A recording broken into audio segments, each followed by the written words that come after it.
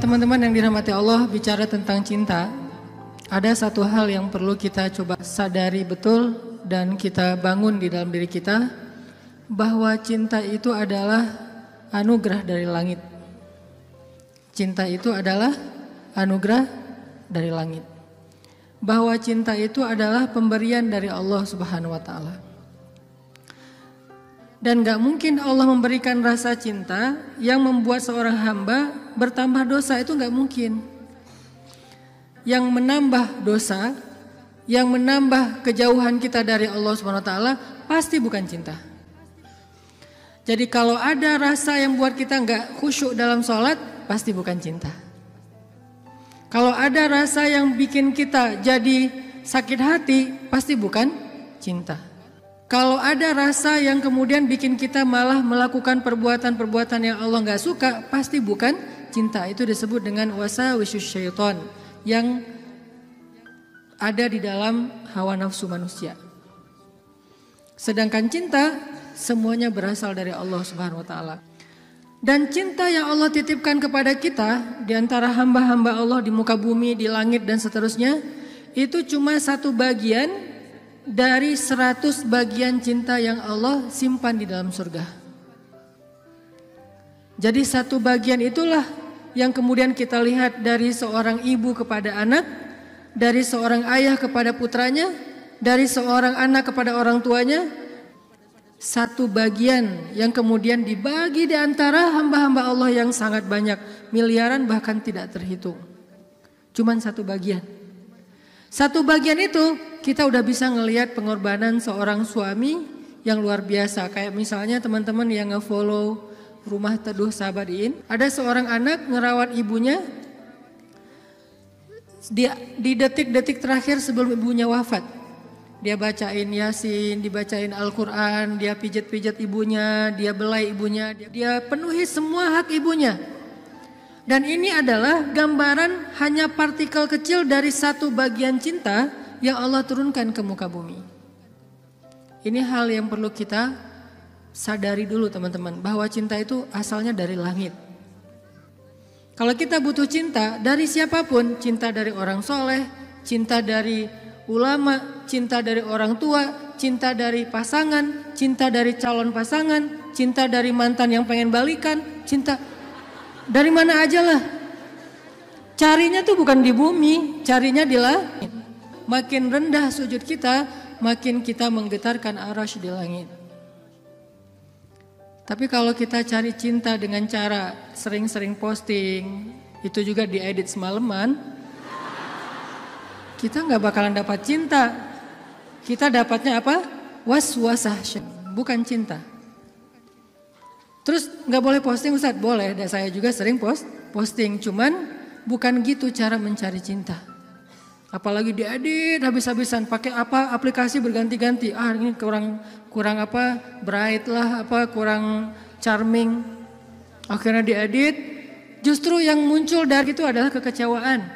Makanya kalau kita mencari cinta itu adalah dengan sujud, dengan doa, dengan taqarrub kepada Allah Subhanahu wa taala, mendekatkan diri pada Allah. Sehingga kalau kita udah cinta dari Allah Subhanahu wa taala, maka Allah akan mendatangkan sekian banyak orang untuk mencintai kita. Ada yang dengan status pasangan, ada yang dengan status orang tua, ada yang dengan status teman, ada yang dengan status apapun, bahkan kadang gak dikenal, tapi dia mencintai kita karena Allah Subhanahu wa taala. Dan itulah cinta yang berlimpah. Kebayang gak di antara banyak makhluk, kira-kira gimana yang 99 bagian yang Allah simpan di dalam surga, dan itu diberikan hanya kepada segelintir hamba Allah yang masuk ke dalam surga doang. Kan banyak yang gak dibangkitkan ya, hewan, tumbuhan, mereka tidak dibangkitkan kecuali beberapa jenis hewan dan tumbuhan yang disebutkan di Al-Quran. Tapi pada umumnya hewan tidak mengalami hari berbangkit. Jadi tidak ada hewan yang mendapatkan 7 golongan hewan yang dapat naungan di padang mahsyar, gak ada itu. Yang ada manusia. Kalau hewan ngikut manusia, kalau dia berjasa dalam dakwah manusia dia terlibat. Tapi pada umumnya hewan dan tumbuhan itu tidak dibangkitkan. Padahal jumlahnya miliaran. Itu adalah satu cinta dibagi rata. Gimana 9 cinta dibagi kepada sedikit hamba Allah Subhanahu wa taala. Makanya Allah mengatakan di dalam surga itu la khaufun 'alaihim wa lahum yahzanun. Di surga itu tidak ada rasa takut, tidak ada rasa kecewa. Gak ada lagi di surga itu adegan live group, itu udah gak ada. Di surga itu gak ada grup yang nge-live kita, kan lebih sakit ya, di live sama grup. Kalau kita nge-live grup masih mending, kalau grup yang nge-live kita, gimana caranya? Tiba-tiba grup sepi, gak ada broadcast, gak ada chat, ternyata mereka bikin grup baru, kita doang yang gak di-invite. Itu di akhirat udah gak ada di surga live group, di live sama grup. Di surga itu udah gak ada bulian. Kenapa gak ada bulian? Karena udah gak ada jomblo. Selama masih ada jomblo, semangat nih kalau udah bab ya kayak gini. Saya bukan mau menzolimi teman-teman gara-gara sering ngebully jomblo. Enggak, saya nggak ngebully, saya cuma empati doang. Kasihan sih. Kasihan boleh ya. Sebagian doang, yang lain insya Allah gue mah asik-asik aja Ustadz sebagai single villa gitu ya. Nggak masalah, cuman ada sebagian yang mungkin masih berat menjadi seorang yang apalagi baru aja kemarin diputusinnya dengan bahasa yang nggak enak lah gitu. Kita adik kakak aja ya, kan nggak enak tuh. Tahu nggak teman-teman, ada cara mutusin yang lebih kejam dari itu.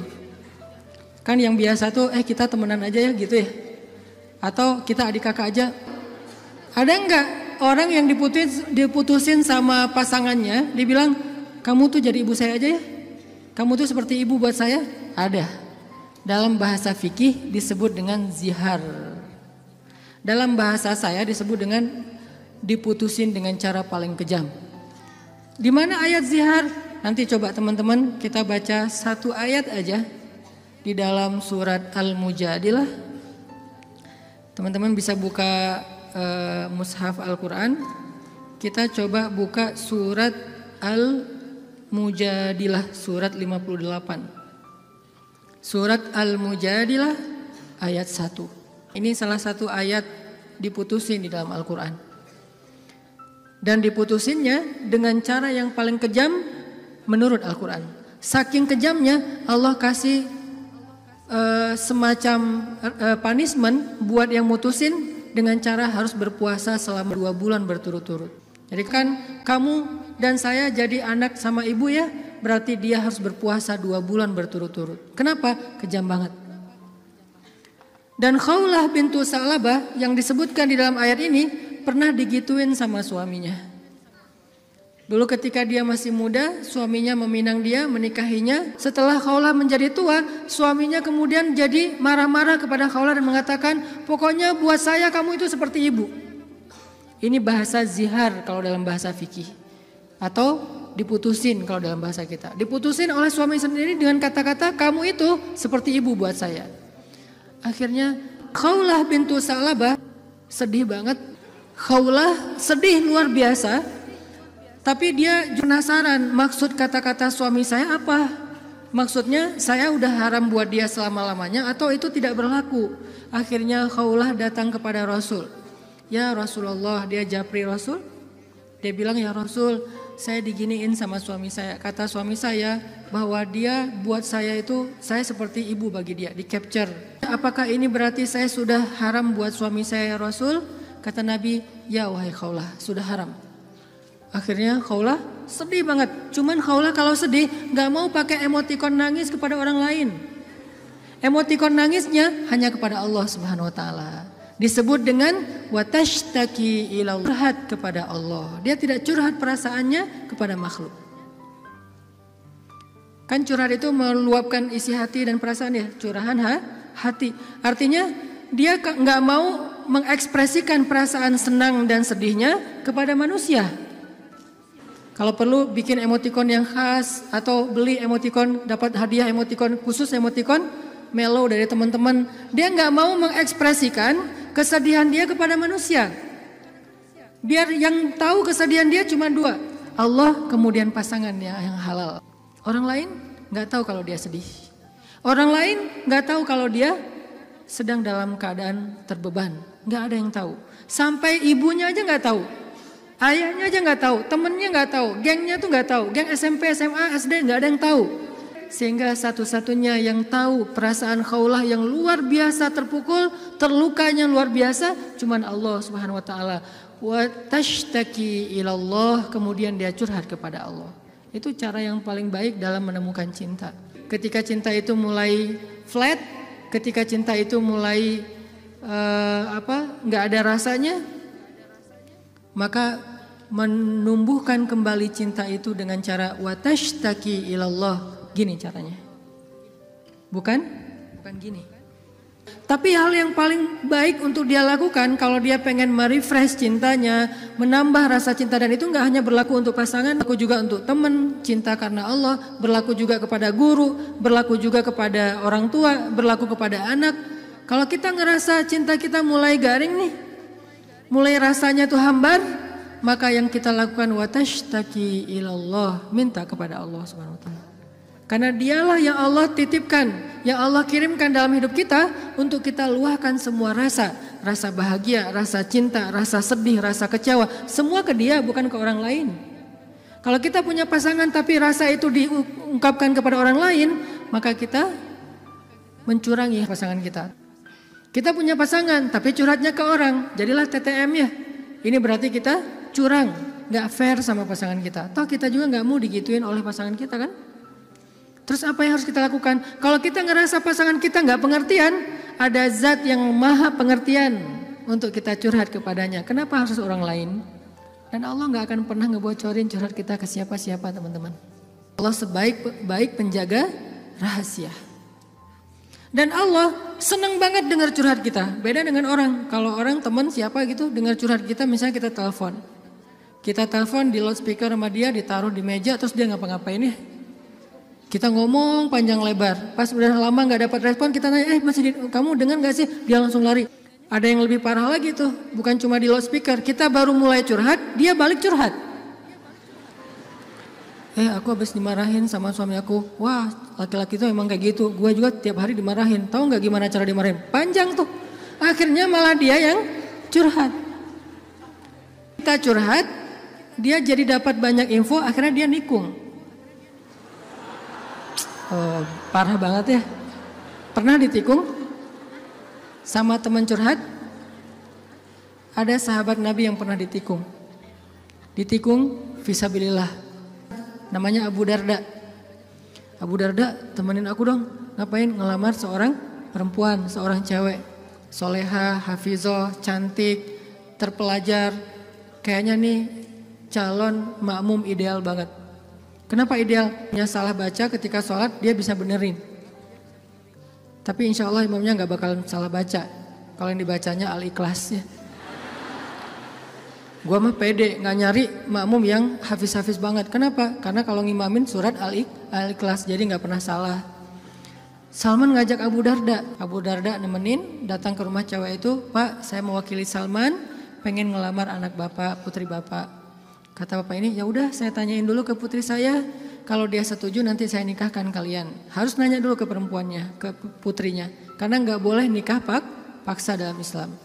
Sama dengan gak boleh menghalangnya yang sudah punya niat baik untuk menikah. Sama dengan kita menghalang-halangi anak kita untuk datang ke masjid beribadah. Calon mertua. Gak boleh menyusah-nyusahin anak kita yang pengen beribadah. Apa ibadahnya? Nikah. Bukankah nikah itu setengah dari agama? Selama itu kita perhatikan bukan sesuatu yang sangat beresiko, yang terlalu terburu-buru, ceroboh, maka biarkan mereka melihat kebesaran Allah Subhanahu wa taala di dalam rumah tangganya. Rumah tangga seperti usaha dibangun dari nol, tiba-tiba Allah kasih banyak kemudahan setelahnya. Udah selesai lamar, ditanya sama ayahnya kepada putrinya. Nak, gimana tuh ada satu orang cowok di depan ngelamar kamu? Yang mana? Itu yang Salman, yang orang Asia. Anaknya kemudian keluar ngintip. Ngintip bahasa kita stalking. Karena ada seorang perempuan dilamar, kemudian dia gak pede gitu. Dia bilang ke Rasulullah, ya Rasulullah, boleh gak kalau saya itu aib saya bahwa dia kepalanya ini rambutnya banyak yang sudah rontok karena penyakit. Kemudian dia bilang, boleh nggak saya pakai rambut palsu atau saya tutup rambut saya dan saya nggak kasih tahu ke siapa-siapa kalau rambut saya itu udah rontok. Kata Nabi, sampaikanlah. Jadi nggak perlu diedit, nggak perlu dibikin yang sekeren mungkin, tapi kemudian orangnya kecewa. Dia stalking, oh itu cowoknya. Kalau yang di sebelahnya itu Abu Darda, ya sudah. Akhirnya si cewek menerima lamaran, tapi bukan untuk Salman, untuk Abu Darda. Datang bapak itu. Alhamdulillah saya udah bicara dengan anak saya. Oh gimana Pak, Salman udah deg-degan gitu. Sabar ya Salman, ternyata anak saya belum berkenan untuk menikah dengan Salman. Oh nggak apa-apa Pak. Cuman anak saya ternyata ridho menikah. Oh apa-apa. Jadi nggak enak hati gitu kan. Aduh Salman, ini bukan saya loh yang mintakan, tadi kamu dengarkan saya ngomong apa.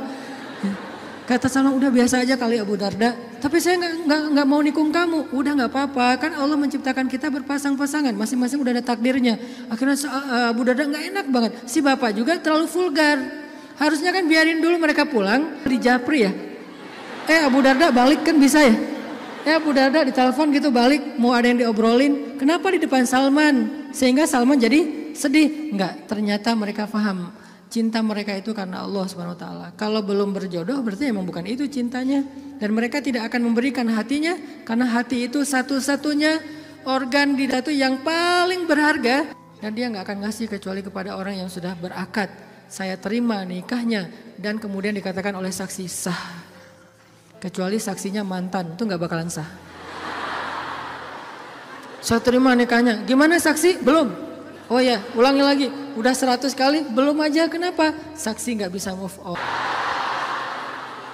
Yang lebih berat tuh bukan saksinya yang mantan, KUA-nya yang mantan, tuh parah tuh. Ini kenapa ya persyaratan gak ada yang lengkap ya? Semuanya persyaratan kurang aja gara-gara KUA-nya adalah mantan. Nauzubillah lah ya. Kan pernah viral tuh di Instagram yang seseorang ngelakuin kriminal kemudian disidang. Kebayang gak sih pas lagi di sidang gitu ternyata ketua majelis hakimnya itu mantan kita. Wah, jadi kamu setelah putus dari aku jadi gini? Iya, aku gak bisa hidup lagi tanpa kamu. Ya udah apa? Kamu saya vonis menikah dengan saya. Gak penting juga. Nah akhirnya kita balik lagi ke cerita Khawlah. Khawlah curhat kepada Allah. Ketika ada masalah, Khawlah bilang ya Rabbi ilahi. Dia curhat, dia nangis, dia habis-habisan hanya di hadapan Allah saja. Ketika di hadapan manusia, dia gak mau menunjukin dirinya lelah di hadapan manusia. Dia gak mau menunjukin dirinya fragile di depan manusia. Dia hanya menunjukkan kelemahan dirinya di hadapan Allah. Allah ilahi, saya fakir sedangkan engkau maha kaya. Saya lemah sedangkan engkau maha perkasa. Saya bodoh sedangkan engkau maha bijaksana. Saya bingung sedangkan engkau maha tahu segala-galanya. Kita tunjukkan semua kelemahan kita, curhatnya kepada Allah, jangan kepada makhluk. Dan Allah senang banget dengar curhat hambanya. Apa nama Allah yang maha mendengar? Sami'un. Allah itu gak pernah lelah mendengar curhat, doa, dan semua isi hati hamba-hambanya ketika mereka berbicara kepada Allah. Ya Allah, ya Allah. Setiap hari kita berdoa kepada Allah dengan doa yang sama, Allah gak pernah bosan. Makanya Allah As-Sami' yang maha mendengar. Makin panjang curhat kita, Allah makin sayang sama kita. Beda kan sama orang, makin panjang curhat kita, makin ditandain besok-besok kalau kita telepon gak akan diangkat lagi. Pura-pura sibuk lah, terus kalau kita WA, japri gitu nggak dibaca-baca, pura-pura tadi tinggalan handphonenya apa segala macam. Karena gitu kita mau curhat, bukannya Allah mendengar doang, malah Allah mendatangi kita. Wa idza salaka ibadi anni, kalau hambaku bertanya kepadamu, di mana Allah? Saya pengen curhat. Wa idza salaka ibadi anni fa inni qarib. Aku dekat. Artinya ketika kita pengen curhat, Allah mendatangi kita. Kadang-kadang kita gak pengen curhat aja, Allah mendatangi kita karena pengen dicurhatin. Kan baik banget Allah tuh.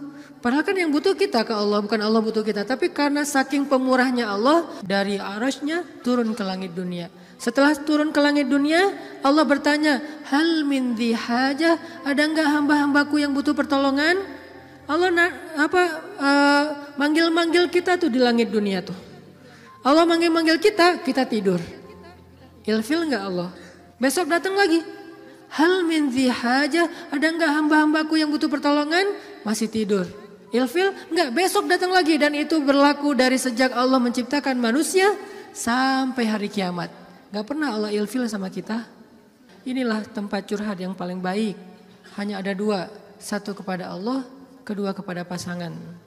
Kalau tidak ada pasangan, bolehlah sesekali kepada orang tua. Tapi kadang-kadang harus dibatasi juga. Karena ada hal-hal yang kalau kita sampaikan kepada orang tua, pasangan kita gak ridho.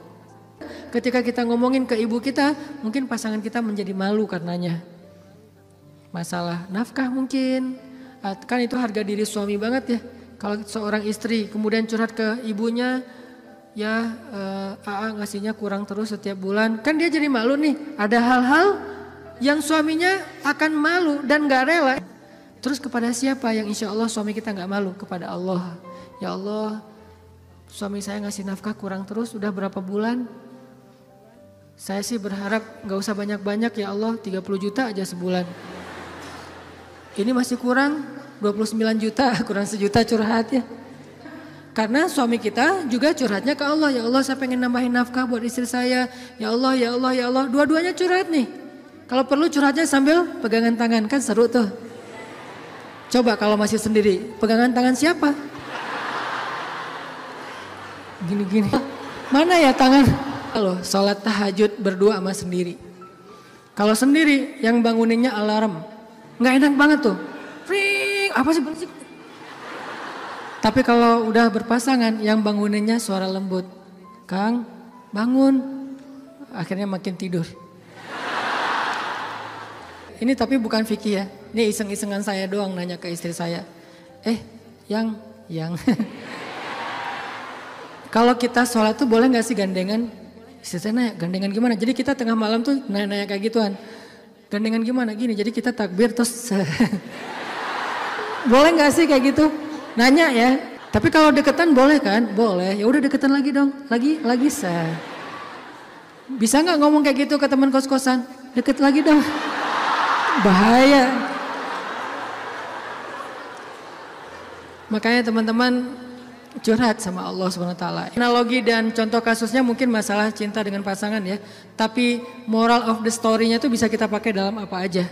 Karena kita punya masalah bukan cuma dengan pasangan, bukan cuma dengan teman, tapi kita punya masalah dalam pekerjaan, dalam apa aja. Pokoknya mau curhat ke langit. Karena Allah selalu menunggu kita curhat. Yang di seluruh bumi juga makhluk-makhluk Allah selain jin dan manusia setiap hari berdoa kepada Allah. Masa kita nggak mau berdoa? Kulla yaumin huwa fi sya'n wa la ya'uduhu hifdzuhuma. Curhat sama Allah. Akhirnya Khawlah udah selesai datang ke Nabi. Kalau bahasa kita kayak ngejapri ke Nabi gitu. Nabi bilang, kamu sama suami kamu sudah haram selama-lamanya. Karena zihar itu adalah tradisi Arab jahiliyah. Kamu buat saya seperti ibu. Itu tradisi Arab jahiliyah yang gak baik banget. Sangat-sangat tidak adil kepada perempuan. Jadi ini salah satu ayat bukti bahwa Al-Quran itu benar-benar turun untuk mengangkat kehormatan perempuan. Karena tradisi Arab jahiliyah, kalau dia udah mulai bosan sama istrinya, langsung dia ceraikan seumur hidup. Kenapa seumur hidup? Biar gak dapat waris, biar gak ada tanggung jawab apa-apa, nafkah segala macam. Kan curang banget kan? Dinikahi ketika muda, pas udah tua diceraikan tanpa ada harapan warisan dan nafkah lagi selama-lamanya. Ternyata Khawlah gak berhenti dengan bertanya kepada Nabi doang. Dia minta kepada Allah. Tadinya gak ada loh fikih zihar di dalam Islam tuh gak ada. Gak ada syariat hukum tentang bab zihar di dalam Islam. Baru ada setelah Khawlah curhat. Jadi bisa dibilang beberapa syariat Islam itu muncul hasil dari curhat-curhat para hamba. Apa arti al-mujadilah? Perempuan yang sedang curhat. Ini surat curhat di dalam Al-Quran. Akhirnya turun ayat, Allah sudah mendengar pembicaraan kalian berdua. Allah tahu banget isi japri-japrian kalian. Kemudian Allah mengatakan zihar itu adalah dosa besar. Dan orang yang melakukan zihar tidak berlaku untuk istrinya. Tapi dia wajib menebus dosa itu dengan cara berpuasa 2 bulan berturut-turut. Suami dari Khawlah orang yang sudah sangat tua. Nabi panggil dia ke sini. Akhirnya sahabat nyari-nyari dia, dipanggil ke rumah Nabi. Kemudian Nabi mengatakan, sudah turun ayat tentang masalah kamu dengan Khawlah. Allah nggak redho dengan apa yang kamu lakukan kepada Khawlah. Akhirnya dia dimarahin sama Nabi. Kemudian dia mengatakan, ya Rasulullah, saya sadar, saya insaf, saya taubat. Terus gimana menebusnya ya Rasul? Kata Nabi, berpuasalah 2 bulan berturut-turut. Dia bingung. Rasul, saya ini laki-laki yang sudah tua.